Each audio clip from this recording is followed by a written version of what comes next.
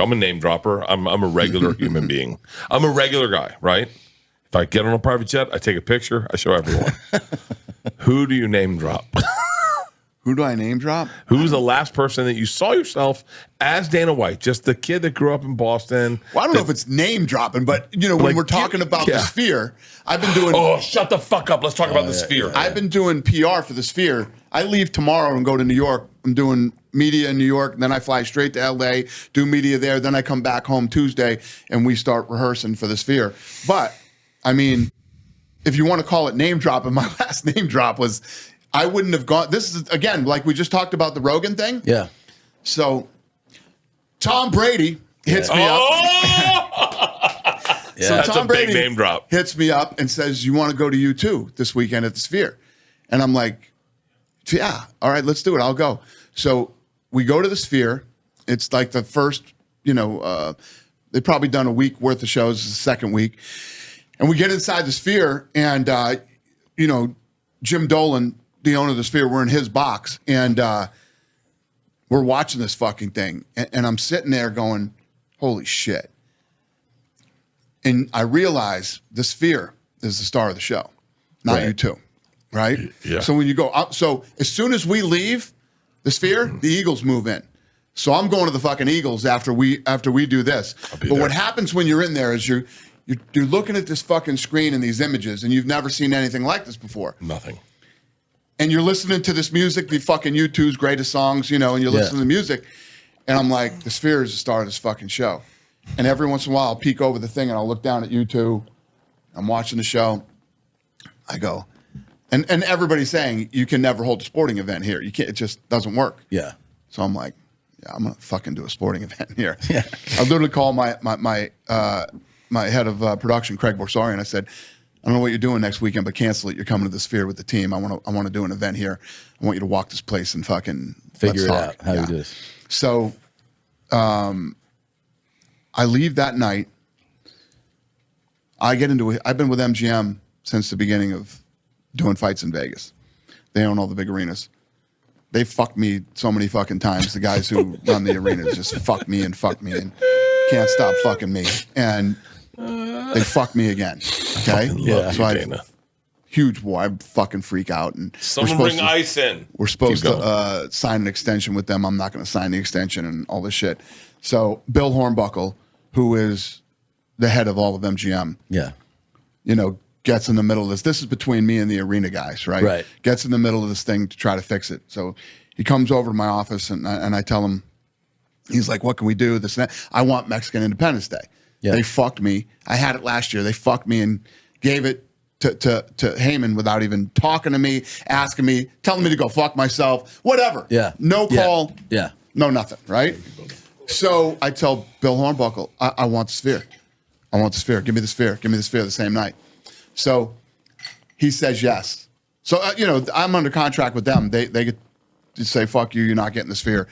I get the Sphere. So I go with Brady. I get in a beef with MGM. I want the Sphere. They give me the Sphere. It's just the way this whole thing lined up. This is why you're the best is telling these stories, dude. This was meant to happen. Can you imagine Roger Goodell telling a story like this? Well, I mean, we've got a lot of trans players. We had some challenges. Keep going, keep going. Them. My dick's hard. So keep going. Was supposed to happen. This event was supposed to happen. As usual, we're going to be first. We're going to go in and show the world how this is done. I'm fascinated to see how you do this. Have you not seen? So have you not been to the Sphere? No. You said something very prolific, and that the Sphere is the event. Mm-hmm. I could have just had them play a U2 CD and been very cool with it.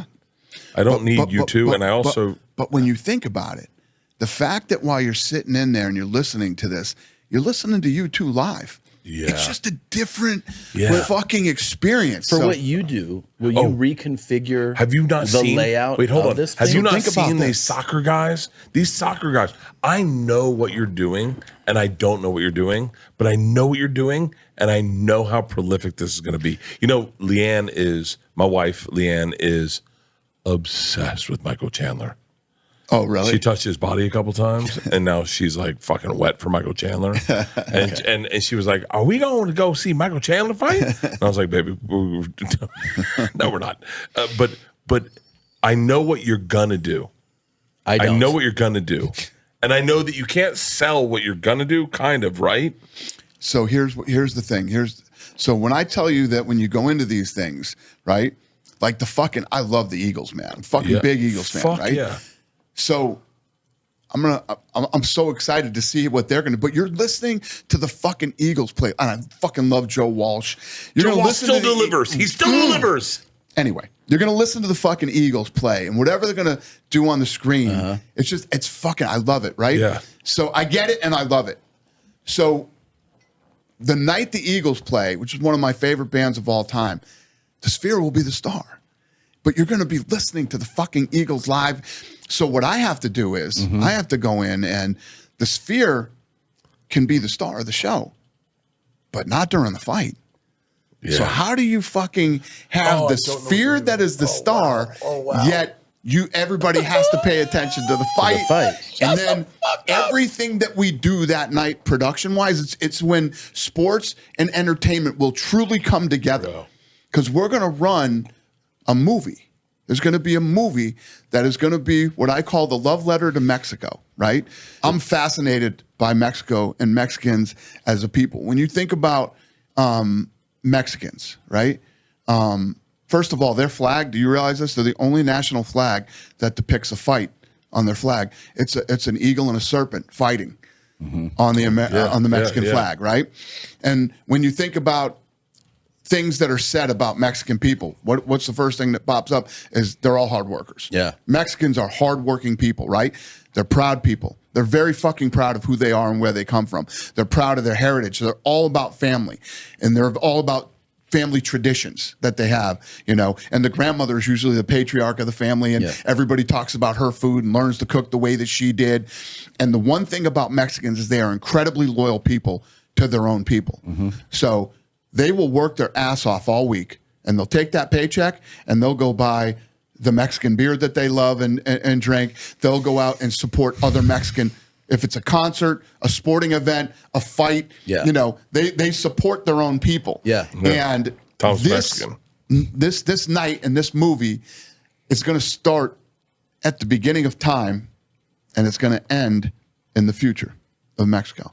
And it's a movie that is this love letter to the Mexican people, who they are, where they came from, their traditions, who they are as a people. And again, you're having to produce this whole film. Yeah, there's going to be a film that will. This is going to be a fucking epic event. And you have this. Are you sold out already? It's so badass. It's sold out It's immediately. so badass. I made sure that this was so authentic that we have a guy that's actually authenticates everything we do to make sure it's on with tradition, everything else, and everybody involved is Mexican. First generation Mexican.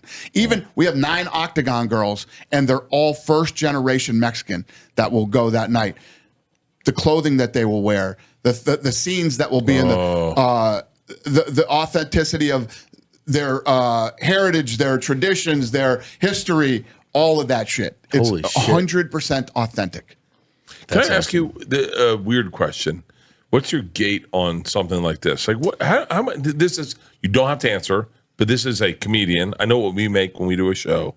I've always been curious, how much money do you make? So, when you do a show, like when you do an event, we know as a comic we roll in. Sometimes we bring a stage with us. Yeah, maybe 1.3 for like 3 months, and then I know what we make per night. Like, how much money do you make? Yeah, we know going into what the gate's going to be. For real? Yeah. So this fight for Mexican Independence Day, biggest gate in UFC history. It's going to be a $23 million gate.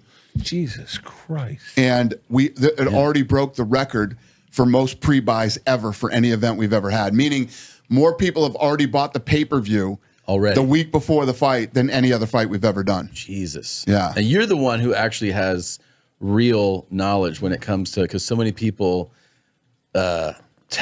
talk about their pay-per-views. You're the one who always goes, that's a bullshit pay-per-view, because you know what it looks like. 100%. Yeah, everybody's full of shit, man. Yeah, really. Everybody's a fucking expert. Nobody out there anywhere knows anything about our business, how it's done. You know why?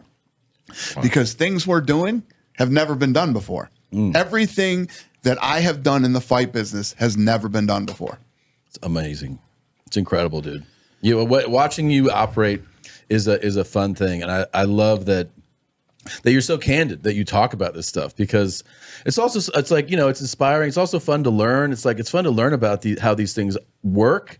And like I said, you can't have this conversation with Silver, the NBA, or they just give you thank you. I appreciate it. Bert and Tom and Bert.